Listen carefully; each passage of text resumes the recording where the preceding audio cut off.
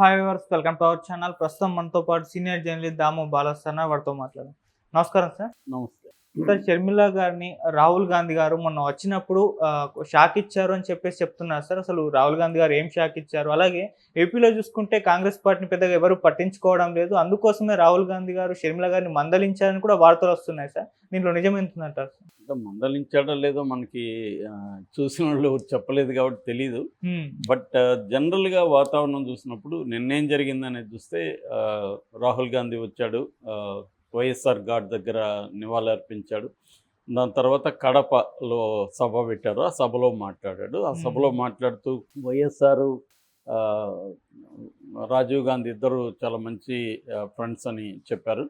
అట్లాగే నాకు mentor, political mentor, నాకు నేను చేసిన భారత్ జోడో యాత్రకి ఇన్స్పిరేషన్ వైఎస్ఆరే. ఎందుకంటే ఆయన పాదయాత్ర చేసినప్పుడు నాకు చెప్పాడు, పాదయాత్ర చేస్తే ప్రజలతో మనకి ప్రత్యక్ష సంబంధాలు ఏర్పడతాయి, ప్రజల కష్టాలని మనం దగ్గరుండి చూడగలుగుతాము. ఎందుకంటే బయట ఉంటే మనకి వేగ్గా మాత్రం ఉంటుంది, కానీ పర్టికులర్గా మనుషుల్ని చూడడం వల్ల, వాళ్ళ కష్టాలని మనం వినడం వల్ల మనకి చాలా నాలెడ్జ్ వస్తుంది, ప్రజలకు సమస్యలకు సంబంధించి మనకి ఫస్ట్ హ్యాండ్ ఎక్స్పీరియన్స్ వస్తుంది అనేది ఆయన నాకు చెప్పారు. ఆయన ఇన్స్పిరేషన్తోనే నేను భారత్ జోడో యాత్ర చేశాను అనేది చెప్పాడు. రెండవది, తాము అధికారంలోకి వస్తే ఆంధ్రప్రదేశ్కి ఏం చేస్తామనేది చెప్పాడు. దాంట్లో ప్రధానంగా ప్రత్యేక హోదా 10 ఏళ్ల పాటు ఆంధ్రప్రదేశ్కి ఇస్తాము, అది మేము ఇంతకుముందు కూడా చెప్పాము, దానికి కట్టుబడి ఉంటా ఉన్నాడు. అట్లాగే విశాఖ ఉక్కును ప్రైవేటు పరాన్ని ఆపుతామని చెప్పాడు.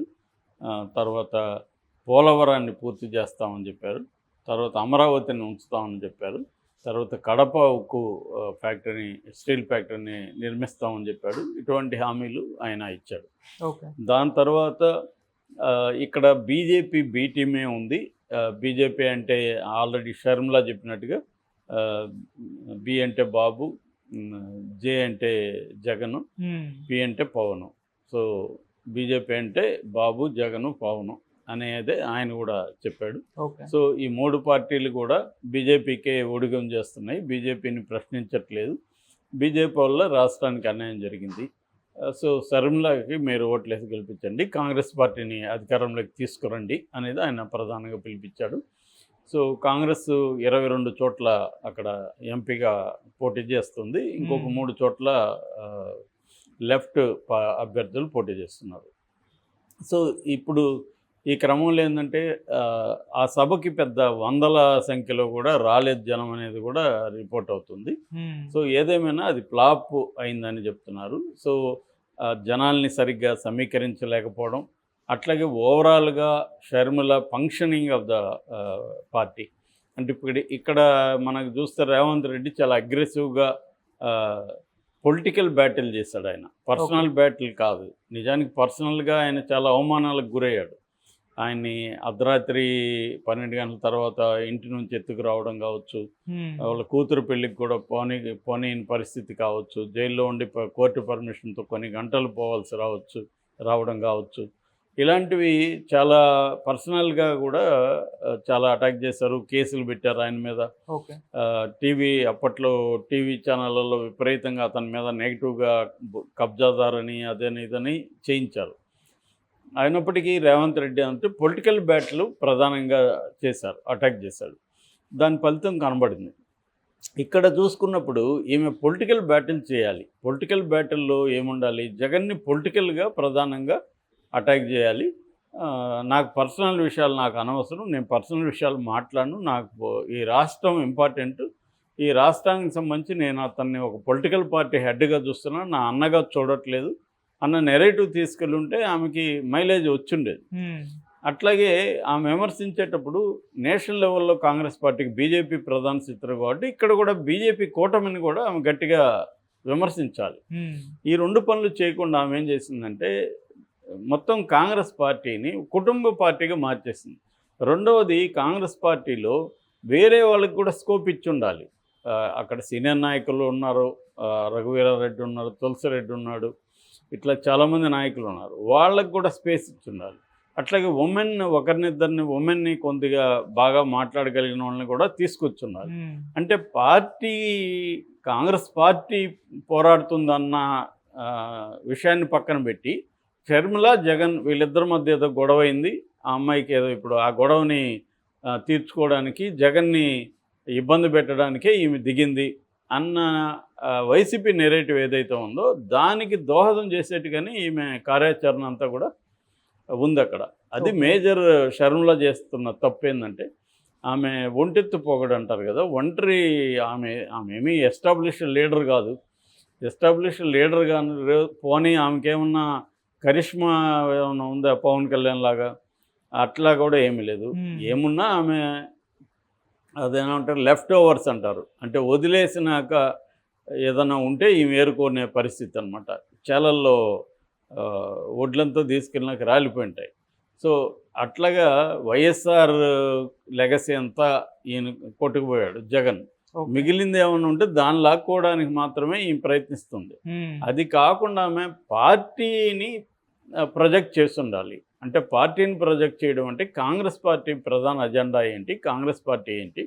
కాంగ్రెస్ పార్టీని చేస్తున్నప్పుడు మిగతా నాయకులను కూడా రంగంలోకి దించడం, ఇంకొంత ఒకరిద్దరిని స్త్రీలను తీసుకొని ఉండడం, ఈ పనులు చేయకుండా ఒంటెత్తు పోగొడుతూనే బిహేవ్ చేస్తుంది.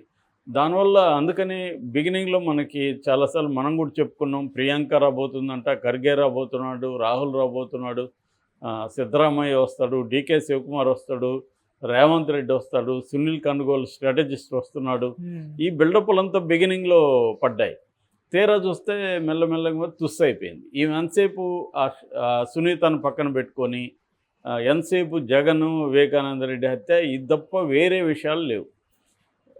ఇది మేజర్ ప్రాబ్లమ్. ఓకే. అంటే కాంగ్రెస్ పార్టీగా ఇప్పుడు షర్మిల లేకపోతే కాంగ్రెస్ పార్టీ ఇలాగే బిహేవ్ చేస్తుందా అక్కడ? హ్మ్. షర్మిల లేదనుకున్నాం. కాంగ్రెస్ పార్టీకి ఇంకొక నాయకుడు ఉన్నాడు. అప్పుడు ఇది ఇట్లాగే ఇదే వివేకానంద రెడ్డి హత్య మెయిన్ ఇదవుతుందా? ఇదే జగన్ మీద తన వ్యక్తిగత పోరాటం మెయిన్ అవుతుందా? అప్పుడు అవ్వదు కదా! అలాగే ఈమె కూడా చేసుండాలి. అది చేయకపోవడం వల్ల ఏమైందంటే వ్యక్తిగత స్థాయికి ఇదైపోయింది. దాంతో జగన్ కూడా ఈమె పొలిటికల్ యాంబిషన్‌ని నెరవేర్చలేకపోయాను కాబట్టి ఈమె నాకు యాంటీగా మారింది. దాన్ని చంద్రబాబు, రేవంత్ రెడ్డి పెట్టుకున్నారు హ్మ్. అన్న ఒక నెరేటివ్ తీసుకున్నారు. దానికి తగినట్టే ఈమెను విపరీతంగా తెలుగుదేశం మీడియానే హైప్ చేసింది విపరీతంగా. సో, దీంతో ఏమైపోయిందంటే కాంగ్రెస్‌కు ఒక సెపరేట్ ఎంటిటీ కోసం షర్మిల ట్రై చేస్తుంది అనేది పోయేసింది కంప్లీట్‌గా. హ్మ్. అసలు కాంగ్రెస్ పార్టీ అనే కాన్సెప్టే పోయింది. సో, ఇది కాంగ్రెస్ పెద్దల్ని ఇబ్బంది పెడుతుంది. వాళ్ళెందుకు ఈమెను తీసుకొచ్చారు? ఈమె కరిష్మా ఉందని కాదు. వైఎస్ఆర్ లెగసీ ఉంటది. ఈమె కొంత వైఎస్ఆర్ లెగసీని కొద్దిగా మనం తీసుకుంటే కొంత బతికిస్తది కాంగ్రెస్ పార్టీని అనేది కదా వాళ్ళ ఉద్దేశం. హ్మ్. ఇక్కడ ఆ ఉద్దేశం నెరవేరినట్టు కనబడలా. కనీసం నెరవేరుతుందో లేదో పక్కన పెడితే కనీసం ఆ వైపుగా ప్రయత్నించాలి కదా! సో, అంటే మామూలుగా డైరెక్షన్ ఈజ్ వెరీ ఇంపార్టెంట్ అంటారు పొలిటికల్ పార్టీలు. నువ్వు ఏ డైరెక్షన్‌లో వెళ్తున్నావు అనేది చాలా ఇంపార్టెంట్. హ్మ్. ఈమె డైరెక్షన్ అనేది రాంగ్‌గా వెళ్ళిపోయింది. అందువల్ల ఎక్కడికి కదలకుండా ఒకచోట ఉన్న ఫీలింగ్ వచ్చింది. అసలు కాంగ్రెస్ పార్టీ ఊరికే నాయిస్ తప్ప సౌండ్ లేదు. సౌండ్ వేరు, నాయిస్ వేరు. హ్మ్.